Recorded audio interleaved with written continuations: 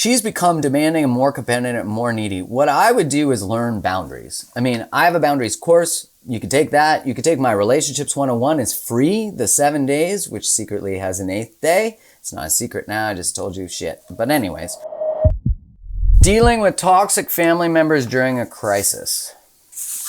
Ooh, this one's going to be tough. I haven't read it before. Remember, I'm as fresh to these as you are.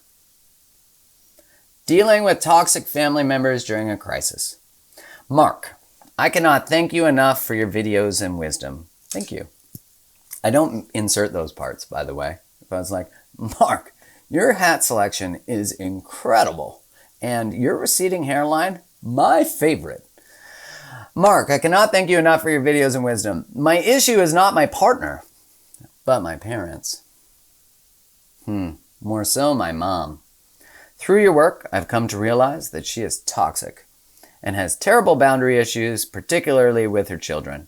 This is even worse now with the pandemic of COVID-19. She's more demanding, more codependent, and more needy than ever. I want to show kindness and compassion to my parents as they are getting older, but I feel like all my work in setting boundaries will be for nothing. I'm stuck staying with them during this period of social isolation. Oh, fuckity fuck, that sucks. But I think I might be setting the standard that I'm the on-the-call helper. I do want them to help them, but I also want my sanity. Holy shit, this is a tough one. So one, I'm gonna say a few things here. One, if you can find somewhere else to stay, I know that's pretty hard. But if you can find somewhere else to stay, I'd recommend that. And second thing is we often, when it comes to parents or family members, we have this idea that blood is thicker than water or something like that. But it's all about creating guilt and loyalty to family. Listen, family doesn't have to be blood. I think that's the first thing we all need to know. We come from often toxic experiences of family. So what happens is we learn about boundaries or not about boundaries from family members. We learn about them from them. And so that's where we learn the absence of them too. And so although our greatest first work on boundaries is usually easiest to do around work or around people who we don't have a lot to lose with when we're dating. And then it moves to harder with romantic relationship and then incredibly hard with family because that's where it was born. So that tends to be where we reclaim ourselves. It's the last part of the really challenging work. Now, whenever someone says, I just want to point out this thing that I had thought about recently. When you move away or you go somewhere else, especially a different geographic location like another city, you get to reinvent yourself without the tethers of your old life, the old way of being. And so that's why it can seem easier to reinvent yourself in another city, build your superpowers, your boundaries, learn about them. You're not stuck to old agreements, old toxic behaviors. But then you go back into your toxic environment. There's a saying that you can't heal in the environment that hurt you.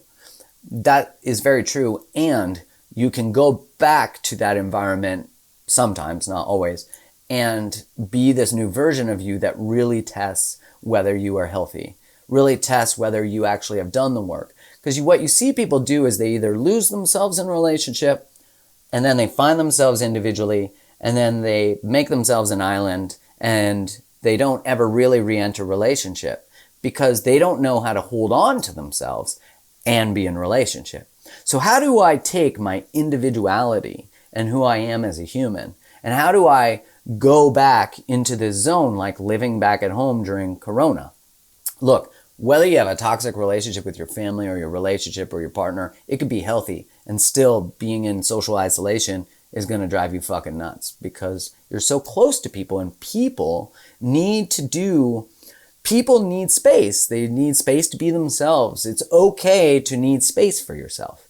It's okay to want that. It's okay to need that. It doesn't mean you hate your partner. It just means that you need space for yourself. You need to go work out. You need to go take care of yourself. So one thing, if you are stuck in the house, stop being stuck in the house. Find ways to get out, go for walks, Go for workouts. Go sit in the forest. Go do things for yourself that are nurturing. Read books. Have boundaries. And what you need to do is to start with small ones. Now, if you've learned through my work that your parents, especially your mom, is toxic in this specific question, it's pretty hard to be in that environment. When someone says to you when you move away to go take care of yourself and people go, you're just running from your problems. And you're like, damn right, I'm running from my problems. That's the whole fucking point. I'm running from them so I can heal myself. That sounds like a way better idea.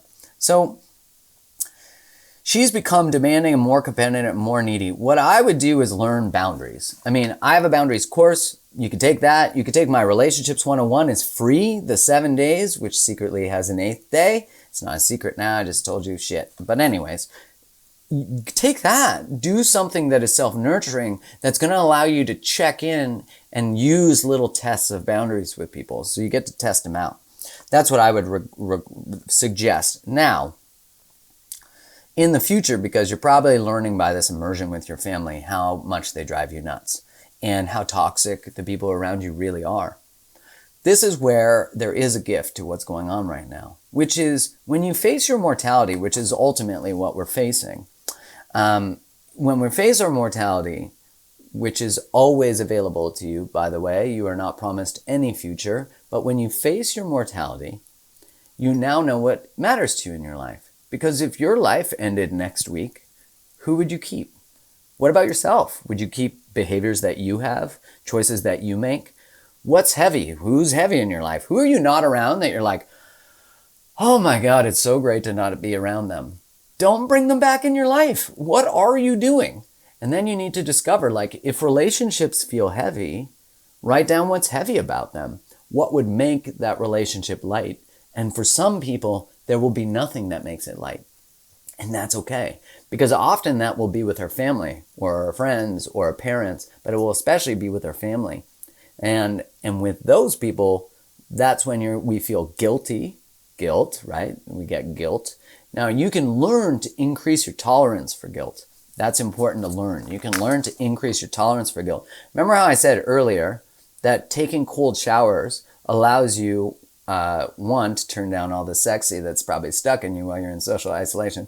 But seriously though, cold showers allow you to observe your body's response to the cold, but not allow it to choose for you.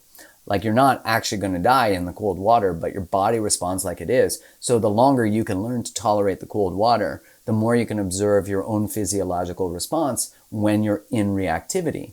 So what I would do is use this as an incredible training ground to say, oh, I'm reactive, but I'm not going to react. I'm going to try and test out different responses. And so this is a practice. This is growth.